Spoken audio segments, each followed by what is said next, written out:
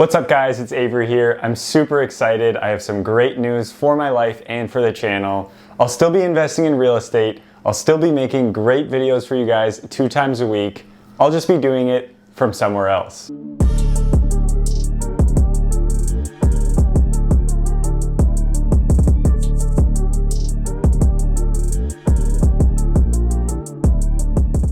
If this is your first time to the channel, or if you're returning and you haven't hit that subscribe button yet, go ahead and do so and tap that notification bell so you don't miss out on any tips for investing in real estate or things that you can do with your money in order to build your wealth.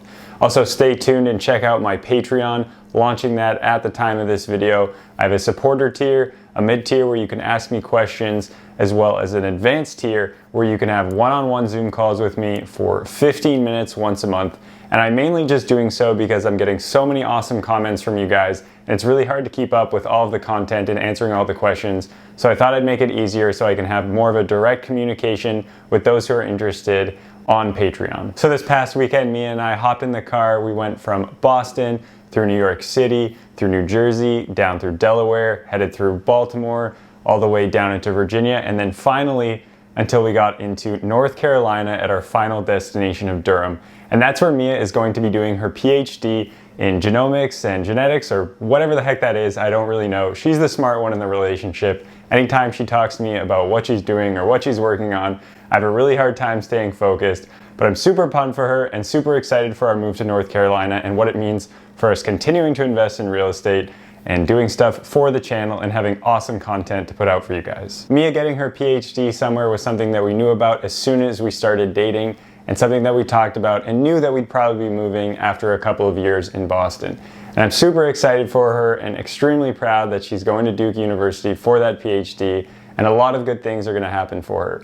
But back to me, the more important, the main piece of the channel. What does this mean for me? So I'm going to continue to date Mia. I'm going to continue making videos that you guys are going to smash the like button for and really appreciate my free advice. I'm going to continue investing in real estate because the prices are a lot lower there and a lot more affordable for us to get in and do some of the things that I've been doing up here, but at a different price point. And we'll probably throw in some more renovation videos because we'll be doing a lot more DIY renovations while we're down there. I'll still continue to work for my full-time W-2 company that's based in the Boston area while I'm down in North Carolina, but I'll be dropping the Boston accent and packing my car and have it yad for a nice sweet southern peach tea on my front porch down in North Carolina. Ultimately, not a lot is going to change for me or for you guys other than my location.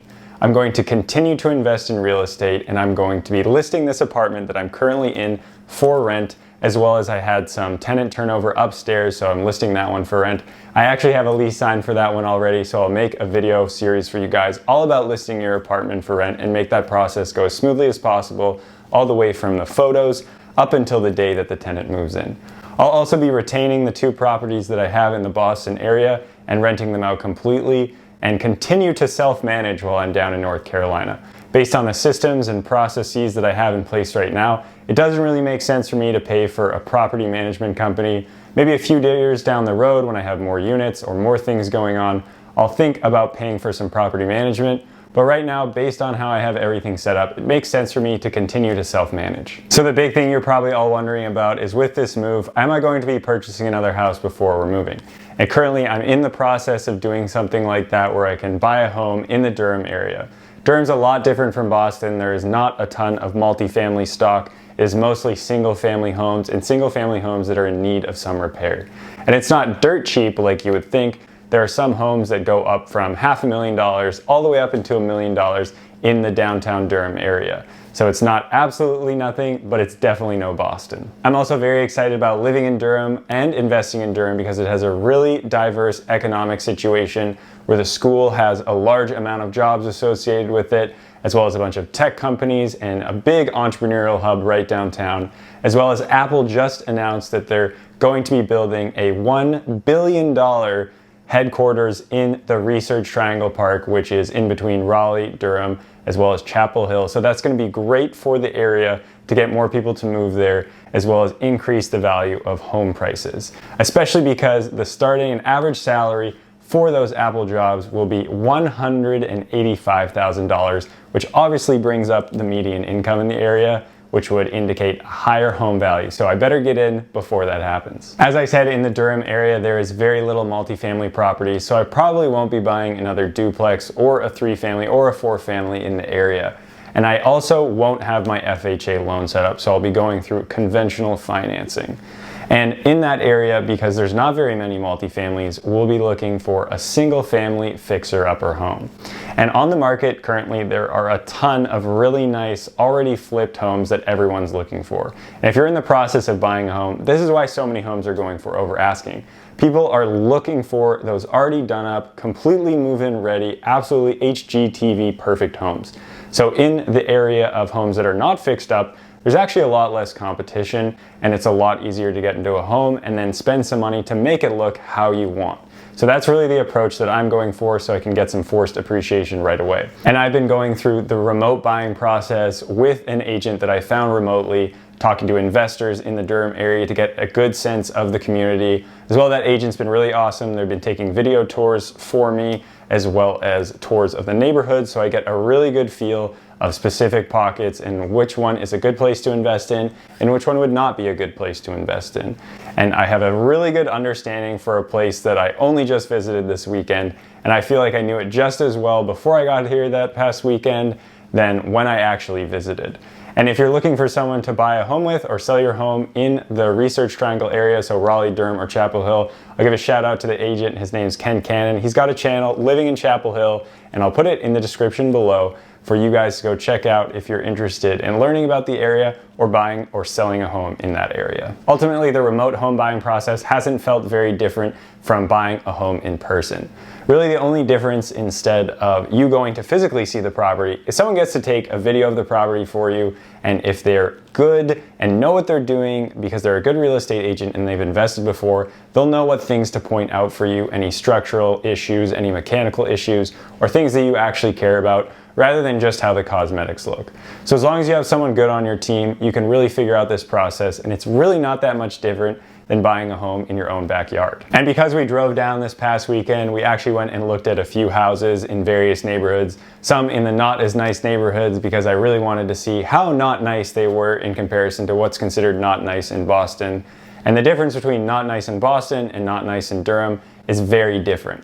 It's not necessarily unsafe, but you can really feel the difference between the streets in an area that is happening, an area that people want to be, and basically going across the highway into an area where it's just kind of houses in a residential area and not a lot is going on. So you can see why the home prices really change if you just go a few minutes away just across the highway. So it was actually really good to go to the city this weekend and really get a good feel and go see a couple houses. So we saw one up there and then one in the more happening area, and got a really good feel of the area, and I'm super excited to be living there. It's actually way bigger and way cooler than I thought it would be, so I'm very excited to be moving all the way from Boston down to Durham and really getting to enjoy a lot of the things that are happening.